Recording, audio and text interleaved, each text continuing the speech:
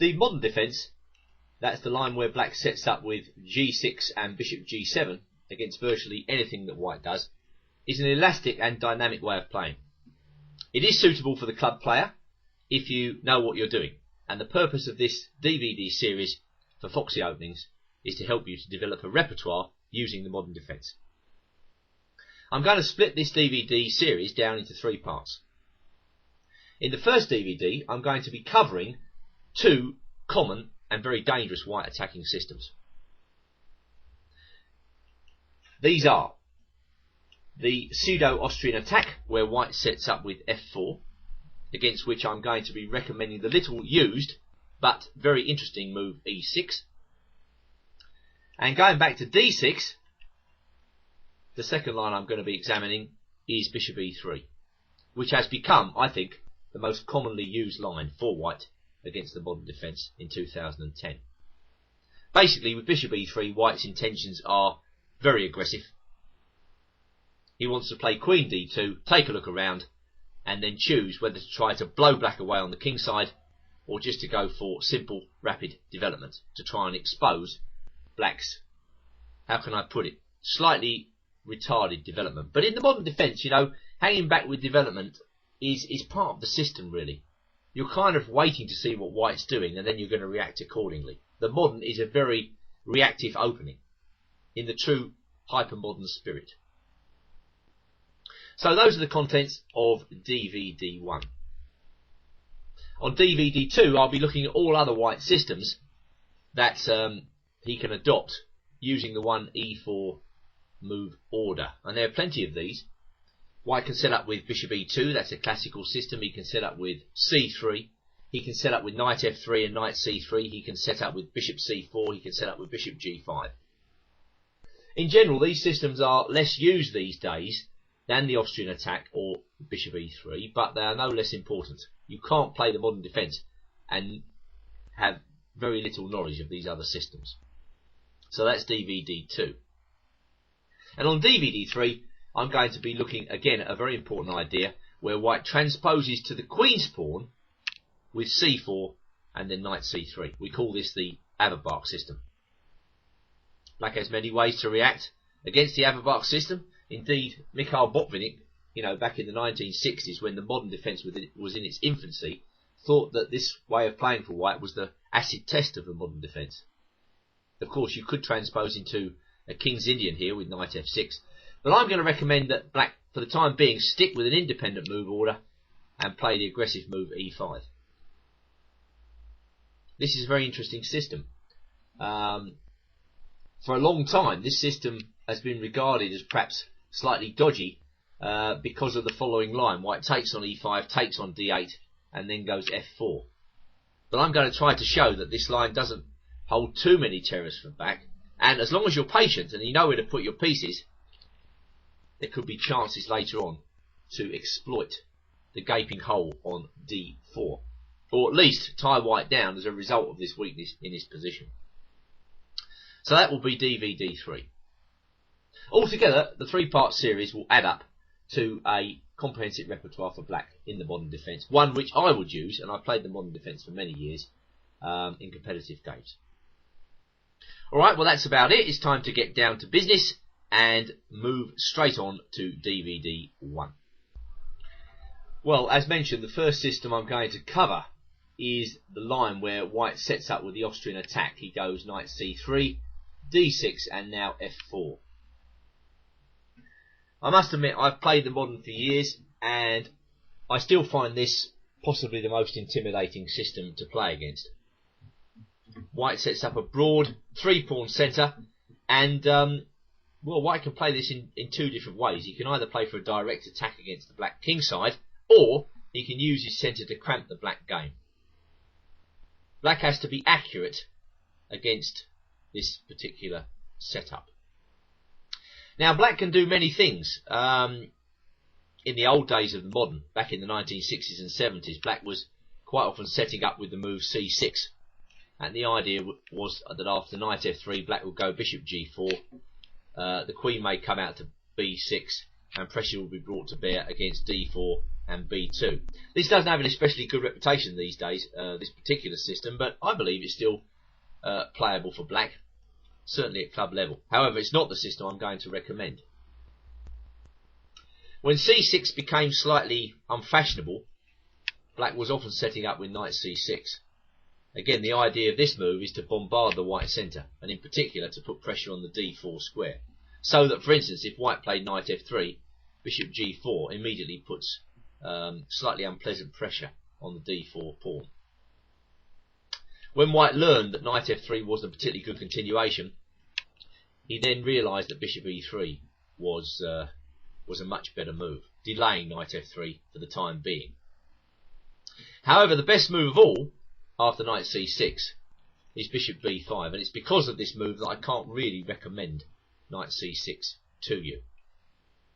Modern defence connoisseur Grandmaster Nigel Davis, who has been playing the modern defence for many years and written interesting books on the subject, thinks that bishop b5 amounts to nothing less than a refutation of knight c6.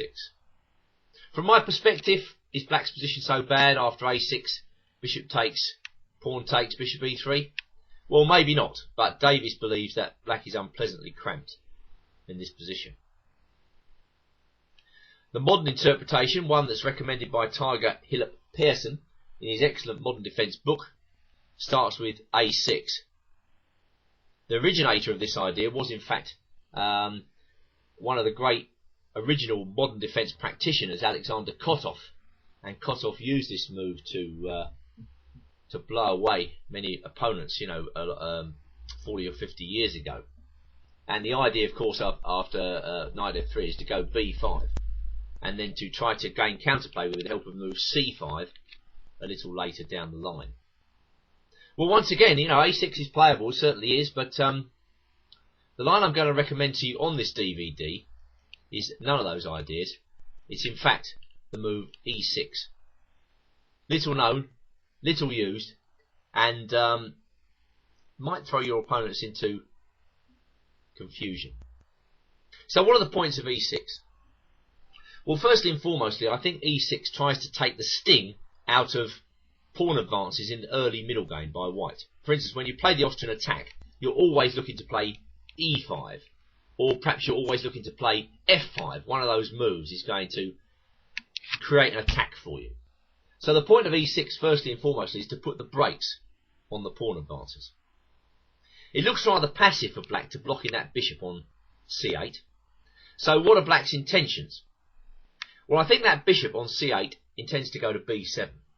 Whether black sets up with a6 and b5, or simply b6 and bishop b7, that depends on what white's doing. But black generally is not going to leave that bishop on c8 for very long. Black's knights, well, they're probably going to go to e7 and d7. Kind of like a hippopotamus setup. Again, black is waiting to see what white does, how he commits his minor pieces, and then he's going to react accordingly.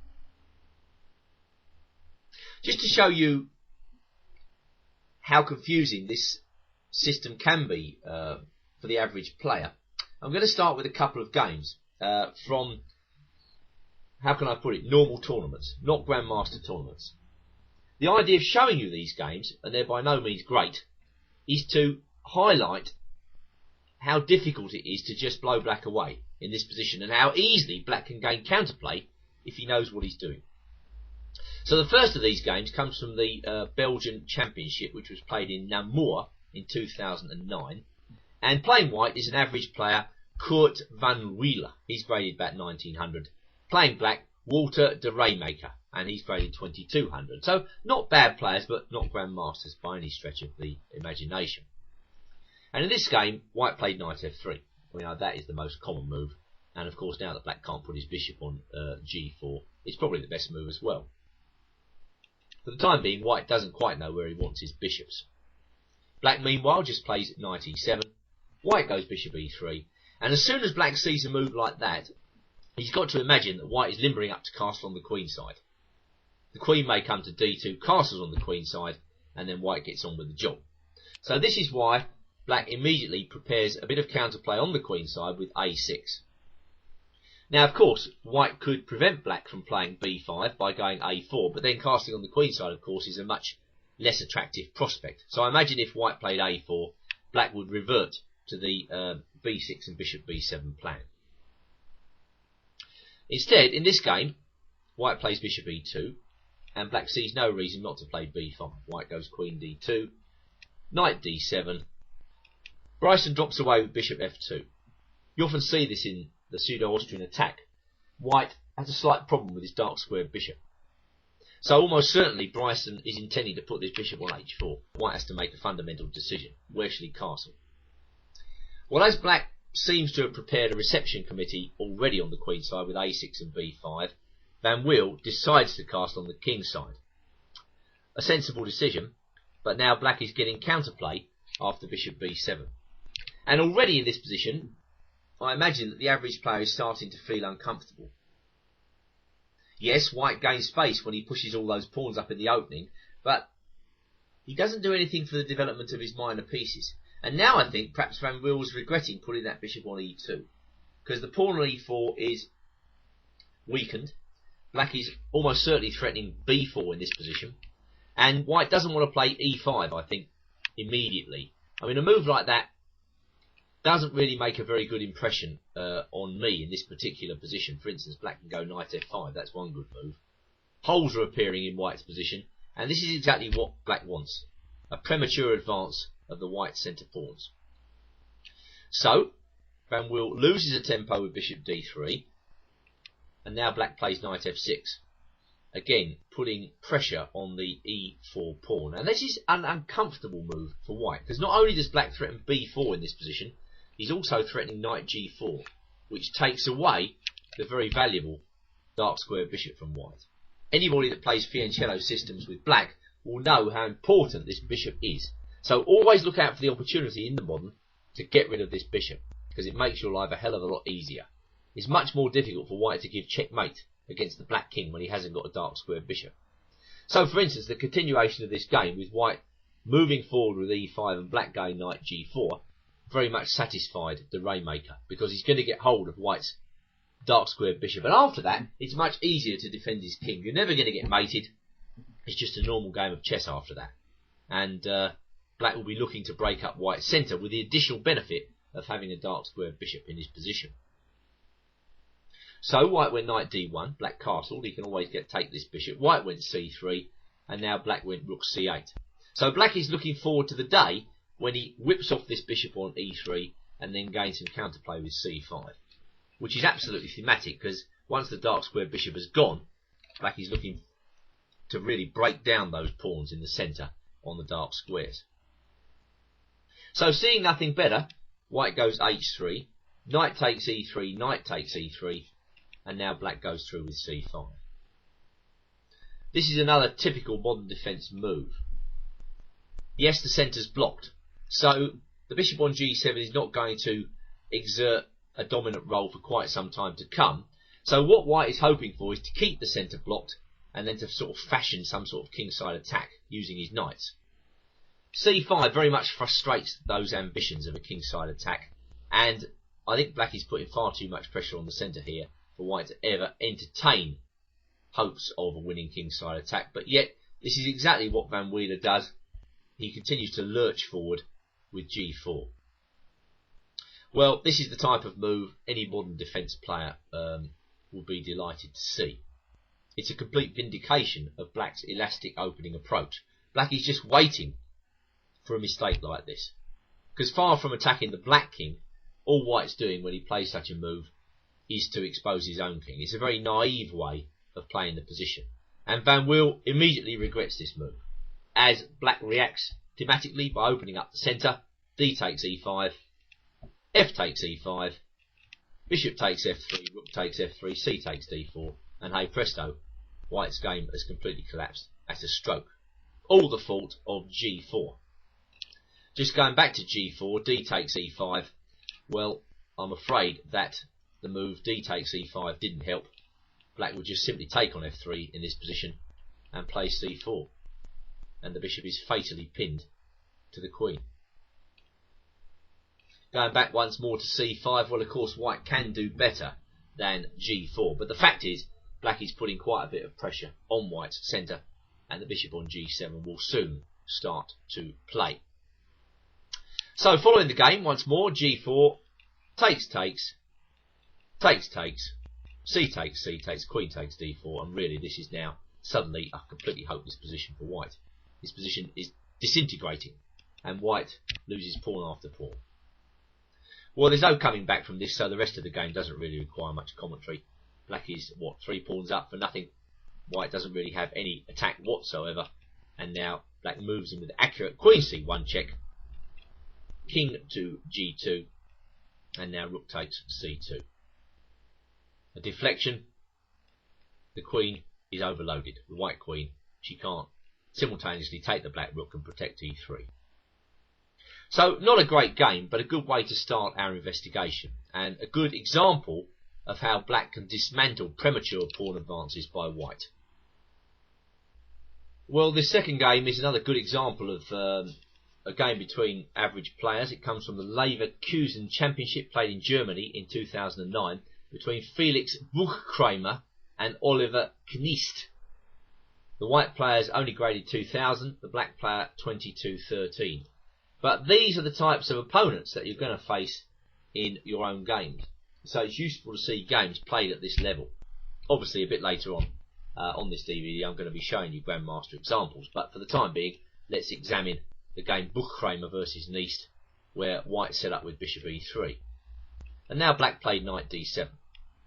Well, obviously there's some latitude in black's position for the way to set up. We've seen that a6 is a decent move. I imagine b6 is also playable.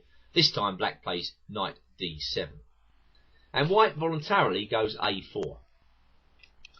Well, if I was white, I would be a bit keener to develop my pieces here, and perhaps queen d2 is a more critical move. After that, I'm pretty sure black should go a6. And if white castles on the queen side, black should play b5. There are no real weaknesses in the black camp to attack as yet, and black is getting his counterplay together.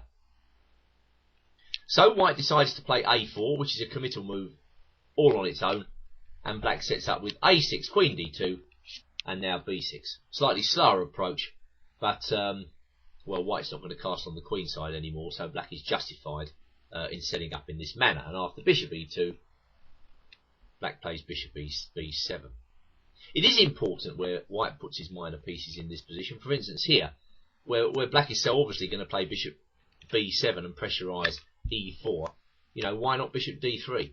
That seems to me to be a more sensible way to set up with white. I'm presuming that white didn't do this because of the move c5.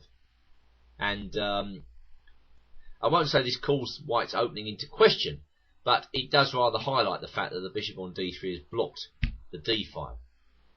So black is gaining counterplay against the d4 pawn. I mean, of course, after bishop d3, black could also go bishop b7 and then just follow up with a quick c5. So white in the game went bishop e2, bishop b7, and he castles. So very similar to the last game, and now black goes knight f6. This time comes queen d3. Another uncomfortable, ungainly looking move, but white doesn't like e5 just yet, because he understands that after e5, black is just going to go knight g4 again and nab that dark squared bishop. He sees no prospect of playing f5 yet, because black has got several pieces covering the f5 square. And so without those moves, it's hard. It's hard for white to get his pawns in the centre going, and thus justify his whole opening setup.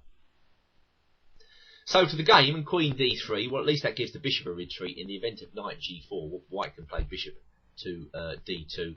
So black plays in the centre with c5. Rook a d1. And now a move, again, I think black should be looking out for when he plays this system, c4. This is a good move, and it trades a wing pawn, if you like, for a centre pawn. For instance, white must take this pawn, I think, in order to retain material equality. And then at a stroke, black has destroyed the white centre, and he's secured a nice outpost in the centre for his pieces. Yes, white can knock the bishop off the e4 square immediately, but notice how black has excellent control over the light squares in this position. So I imagine black is already a little bit better. Black's position is very compact, he has no weaknesses, and meanwhile White's pawns on f4, d4 and a4 are looking a bit fragile. So Queen d3 was played, Black played h6, nudging the knight back, and now Black castles in safety. So an excellent position for Black from the opening, and I imagine Black is a little bit better here, simply because White has overextended his pawns. Well, Bookkramer continued to push pawns with c4. Bishop c6 attacking the pawn on a4, White defends with b3, and now rook b8. With no pawn break available for White, Black sensibly prepares to play b5. Rook a1, White can see nothing better. His attacking ambitions have been dashed, so he's got to handle the position slightly differently. It's all about basically consolidation at this point. It's trying to actually emerge from this early middle game with something playable. You know, Black is in charge of this position. He's got all the pawn breaks that are meaningful in this position. d5, b5, or even e5 at some moment. So Black continues to manoeuvre, just getting his pieces into better positions. He puts his queen on b7. That, of course, supports the break b5. White goes knight e1, having nothing better to do. Black plays rook fd8, bishop f3, and now a very thematic move here, d5.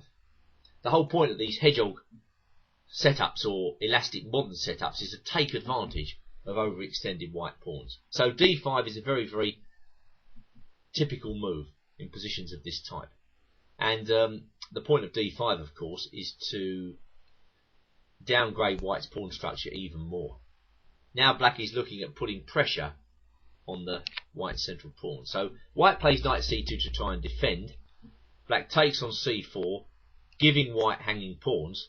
And now comes bishop takes f3, rook takes f3, and knight f5.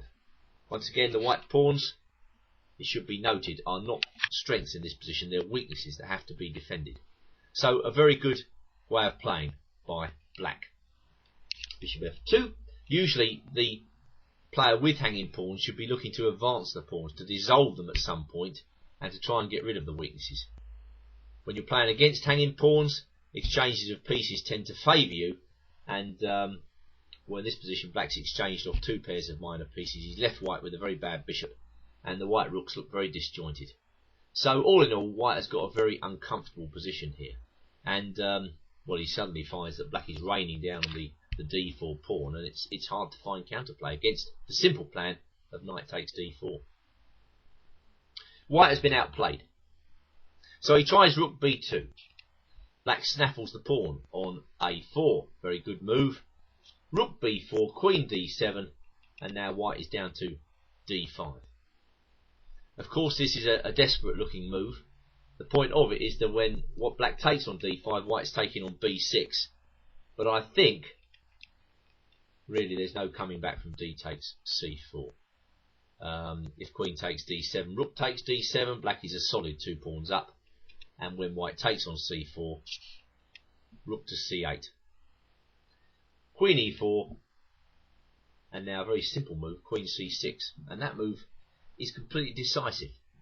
It's an unusually decisive move because you wouldn't expect a quiet queen move to finish things off, but the queen is overloaded on e4. She can't defend all the sensitive points. If she takes on c6, we get a simple fork after rook takes c6. So another very good and thematic example of Black dismantling White's ambitions in the opening and making the whole setup with f4 look very, very ungainly. Not the world's greatest game, but it serves our purpose admirably.